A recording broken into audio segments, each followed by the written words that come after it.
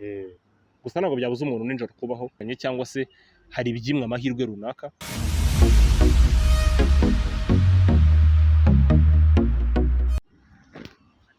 Tubahaye ikaze mu kiganiro The Lioness. Uyu munsi muri kumwe nanjye Amani Frank, mwamenyereye Victor, ariko uyu munsi nanjye naje kabisa nje kubagezaho bya bintu mukunda cyane noneho byo byerekeranye n'ibinyabuzima. Ibinyabuzima byerekeranye ku mibereho y'abantu, ku mibereho ya buri kintu cyose, ikintu cyose cyerekeranye n'ikinyabuzima.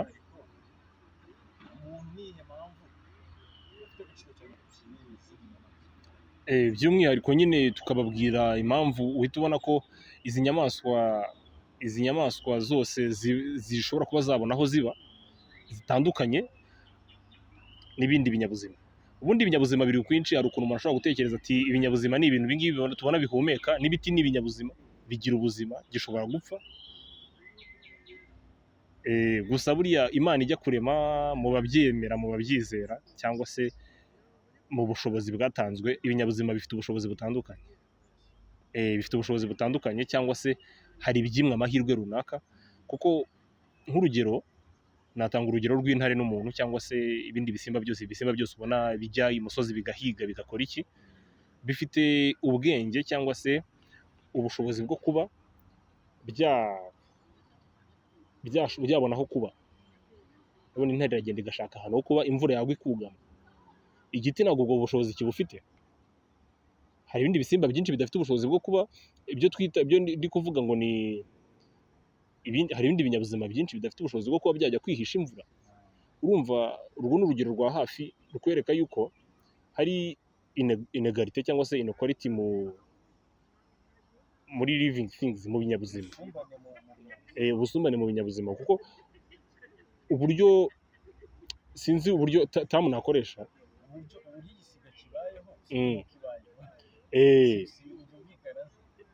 Uburyo igisiga kiba yose bw'inkoko ibayo, gusa nyine ubwo biri mu biguruka.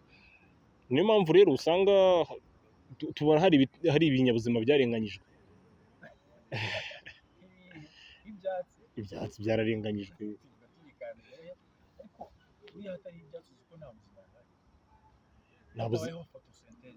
Nta buzima bwaboneka, ntabwo bibaho.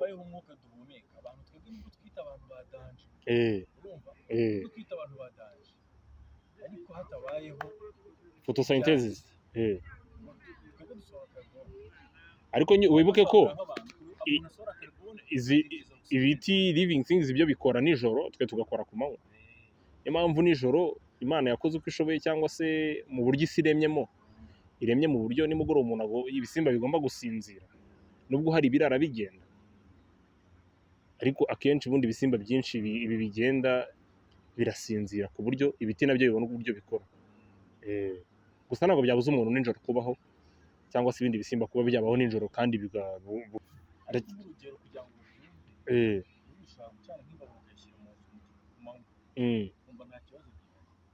yumva nta kibazo, ariko nijoro karaba biri kugukurura cyane.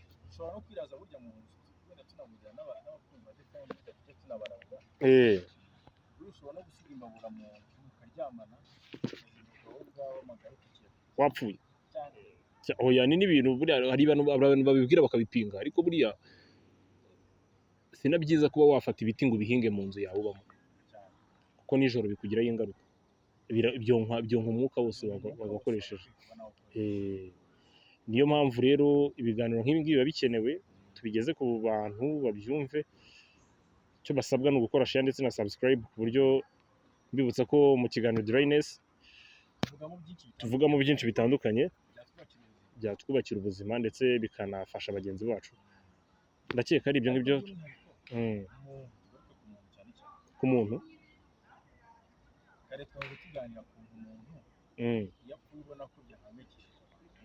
umuntu ni nayo mpamvu nyine ubundi icyo kiganiro cyagakwiriye gushingira. Iyo umuntu apfuye, sibyo, ubona ko twe dufite ubwenge. Igiti ushobora kuza ukakinyuraho ukagitema ukagishyira hasi. Ibindi biti ntabwo bifite ubushobozi bwo kuba bizaza ngo ngo biririre icyo giti ngo bikibabarire nyine kandi ntabwo tubona feelings zabyo. Muri feelings zabyo byakagombye kuba nabyo bibabara, ariko ntabwo bifite ubwo bushobozi kuko ayo mahirwe byarayimwe. Buriya n'ibindi bisimba, nubwo ibisimba byinshi bigira ubwenge, iyo imbwa zibonye ingenzi yazo zapfuye zirababara, nubwo utabibona zirababara, ariko akenshi hari n'amareaction uhita ubona yuko zababaye. umuntu atandukaniyeho n'ibindi. Nyine ibi bisimba ibi ngibi bihumeka bigenda ahantu bitandukanye n'ibindi bisimba, ni ibisimba bishyira mu gaciro, bizi ko ubuzima bukomeye, bizi ko ubuzima bugoye, bizi ko kuba ku isi ari uguhangana, bizi ko ugomba kubaho wariye wakoze, ni gutyo ariko hari ibindi binyabuzima bindi bitumva ibyo ngibyo. Ndakeka ari ibyo ngibyo twabagezaho uyu munsi. Gusa si bibayeho, wenda ahubwo ikintu twagaruka wenda kugira ngo dusoze, amarangamutima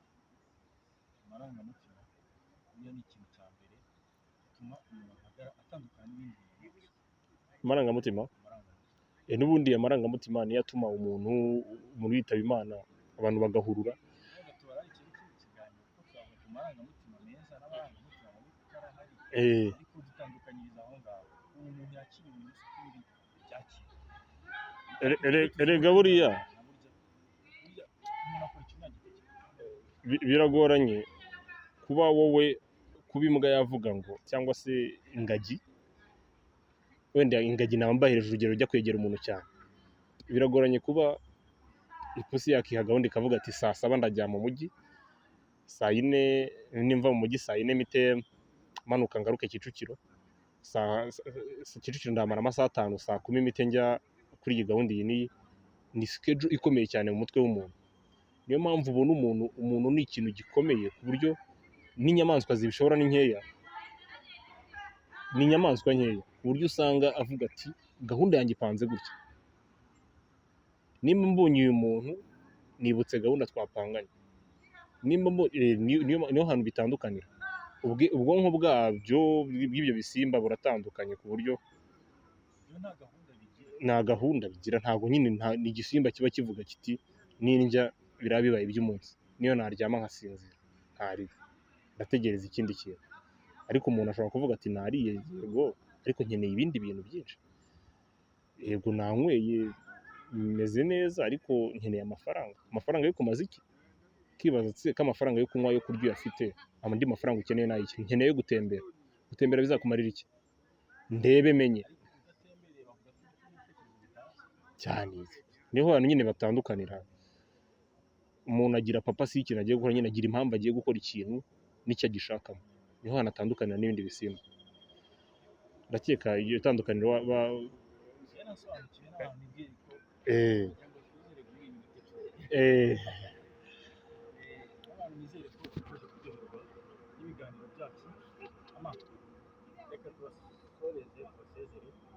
ikiganiro rero sinakagaruka, niko nababwira icyo basabwa no gukora share ndetse na subscribe. Ubundi ntabwo mwadukunda twenyine gusa, ibyo ni urucabana.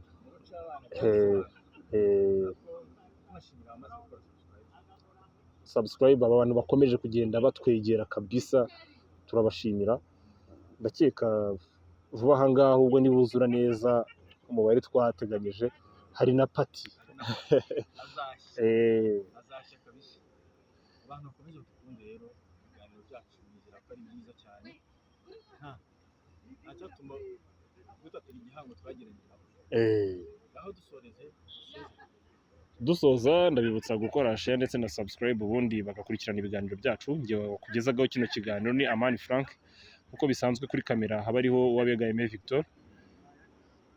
Amakuru yacu cyangwa se ibiganiro byacu nakagaruka. Murakoze.